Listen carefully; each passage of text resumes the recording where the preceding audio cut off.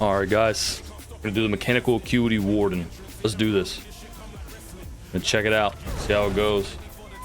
I'm gonna try and walk you guys through keeping it active. So right here, I'm gonna go over this add-on, but I'll show you guys this in a second. All right, at the end of the match, I'll show you guys what that is. That is helps track my mechanical acuity. That guy was fast to grab that power buff. Not good.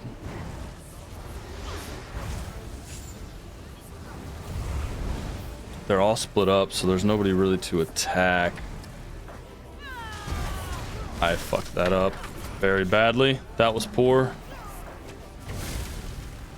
I was on the wrong bar. That was completely and utterly my fault right there. Okay, a lot of people hiding in stealth, it looks like. Getting ganked here. A lot of speed here. A lot of people just on gank builds. Let me see. This is going to be a bad BG to really showcase a build. Let's see what we can do though. Trying to save up my ultimate here, but and I really blew that last my best shot in that last okay, so there goes my mechanical acuity is going off. You can see that.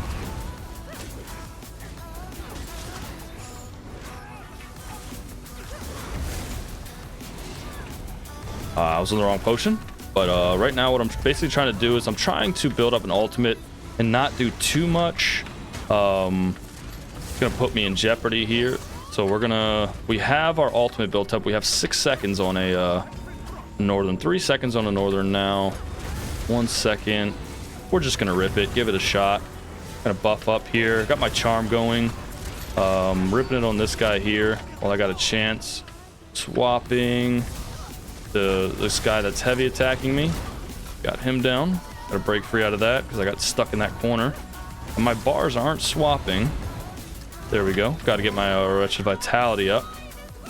Got somebody focusing me here, it looks like.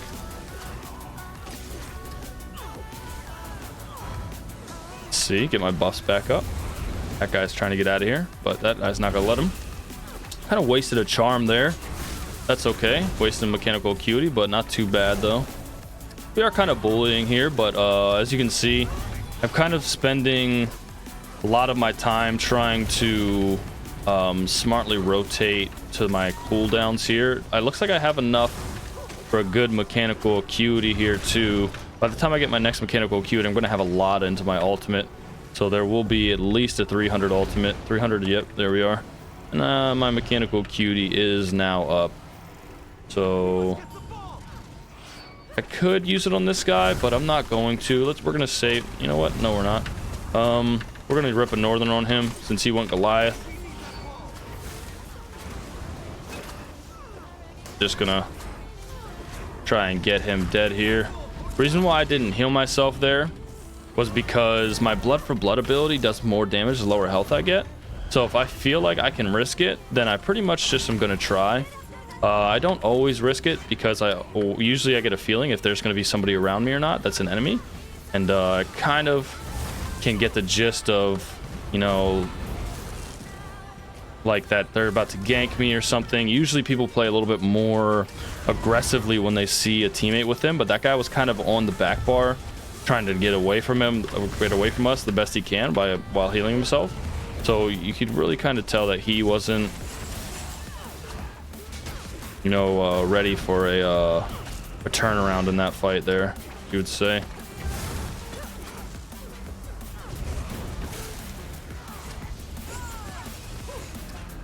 Yeah, this is pretty much a blowout, but here we go. We're blocking that. It was a pretty easy read on that right there. There we go. Can't find... There he is. I blew that. I really blew that. My abilities aren't going off as fast as I would want them to. There we go. Got that. All right. Really kind of just risking it there. Because like I said, the lower my HP is, the more damage it does. So pretty much just trying to give it as much as I can here. Let my HP get low. I wouldn't necessarily say this is the safest build. You definitely kind of have to risk it once in a while for this build to be as effective as it possibly can be. I really wish this was a tighter map so I could have showed you guys a much better circumstance for this build. But at the end of the day, it still is a fun build, and there's a lot that you can do here with this build particularly. Okay, got a good northern here. We're gonna rip this.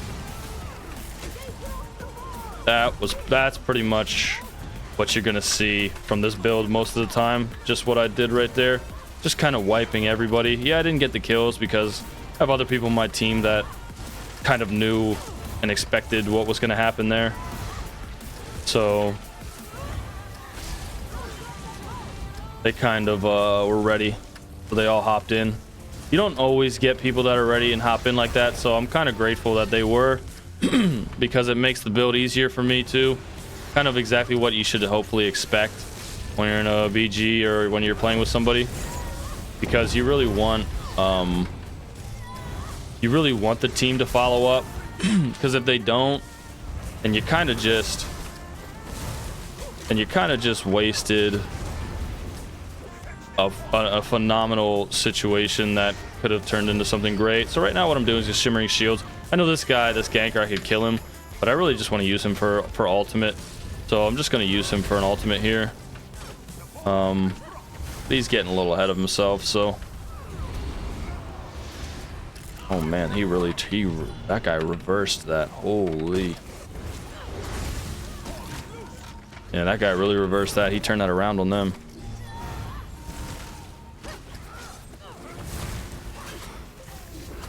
I could rip a northern here, but I think we'll just kill this guy. Grow a bigger ultimate for a much more stacked situation. You kind of have to just like play it by like, should I use my ultimate or should I not use my ultimate? Usually you want to at least use it when there's 2 or more people. It is a very good oh shit moment ultimate. So you can definitely, like, if I had it there, it would have been phenomenal. I didn't need it, obviously. That guy had it undercover, but yeah. So right here, we're gonna rip it now. Yep, take out as many as we can here. There we go. That was a perfect situation for an ultimate right there. My team is playing really well. They're pulling stuff into me. It's perfect. They're playing it very smart. That's what you want to see when you're on this build. You want to see your team playing off of you, kind of just using you. It turns out very well for this build. The best thing is when there's a bomber that knows that you're a mechanical acuity warden, and they watch you run in and rip your northern, and they know that you're about to do a ton of damage, and they just kind of like pull on you. Usually when they pull on you, that's a guaranteed bomb, because you're putting so many like debuffs, you're critting them, and you're increasing their crit damage taken, because it's a northern storm, so it's ice damage pretty much. So you're really just kind of getting in there and getting after them. And yeah, so not a bad BG at all. 842k damage, almost 300k heals. Not bad for somebody with 45k health. So let's get into it. We're going to show you guys what this build is. We have 2 battle orcs, 1 trainee, mechanical acuity front bar, and then we have back bar wretched vitality. You could use axes. Axes are phenomenal for this build. I should probably have axes on. I do like the maces because personally I just like to be able to do a little bit outside of my northern, which this build can do. I definitely still do damage to people outside of just my northern. So yeah, there is that. Death dealers, you could rock you could rock the Saint Seducer, you could rock Marking Ring. There's a lot of stuff that you can rock on this build. that's fine and works really well. Saint Seducer is probably, if you're willing to be a more patient player, Saint Seducer is probably the better mythic, because you can get the 20% increase to crit damage, which would be huge on top of all the other buffs that you would have for your increase to crit damage. And what I currently use for my contingency is I use frost damage, and then I also do the I think it's the masters. So it's the master scribe, which is the snare, which is phenomenal for warden. The snare may or may not be slightly broken, and then I have minor force on there as well, so I give myself an extra 10% increase to crit damage. It is fantastic. I used untamed aggression, resilience, fighting finesse, and then focused mending for my open world CP, celerity, survival instinct, sustained, and pain's refuge. But yes, everything is a multi-effect enchant, so prismatics get a little bit of that gold out, and then we have everything is increased infused, so infused weapon and spell damage, except for one bloodthirsty, which you should do all bloodthirsty, because all bloodthirsty I think comes out to a 600 increase, 600 to 700 increase weapon or spell damage. If somebody wants to put the math in the comments, that's fine too. But bloodthirsty is fantastic for this build. Like I said, I am not min-maxed. I could change a lot of things up, but I play the way I play. I have fun. I'm not always min-maxed. It is what it is. But yes, so these are what I rock. Shimmering Shield is fantastic for major heroism. I love it. So I go with a ton of HP, because in the open world, I usually have a lot of people on me, so the longer I can survive, the more chance I get to rip another northern. So here we are with 64 attributes into health. Stage 3 vampire. Obviously, I use blood for blood. It's a very fantastic ability, especially when you're in a small man or solo most of the time. But yes, I never usually have a healer with me, so blood for blood is fantastic for me. And it does a lot of damage. So there is a build. Hopefully you guys enjoy it, have fun with it, change it up however you want, make the changes I said if you'd like, but just go out there, do what you do, have fun with it. Who cares if you max it or not?